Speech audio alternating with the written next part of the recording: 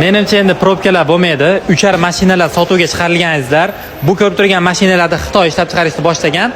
2024 oxirida sotuvga chiqarilgan. Yiliga 10 mingdan ortiq mashina ishlab chiqarish olar ekan. Ushbu ko'rib turgan mashinalarda og'irligi 680 kg, 1000 metr balandlikka ko'tarila oladi. 840 kg yukni ko'tara olar ekan. Ya'ni 840 kg yukni olib osmonga ko'tarila oladi. 2 kishi sig'adi hozircha. Bitta zaryad bilan 25 daqiqa osmonda harakatlana oladi va 130 km tezlikka chiqa oladi, maksimal tezligi. Kutilyapti, xudo xolasa 2025-yil haj mavsumida foydalanib ko'rishdi. Xudo xolasa balki videolar tarqalganda ko'rarmiz. Hali boshlanishi 25 daqiqa oz deyishlar mumkin, lekin hali boshlanishi.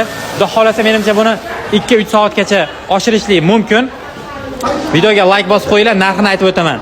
Narxi ushbu ko'rib turgan uchar mashinani 2 million yuan, dollarda $280 ming atrofida chiqadi.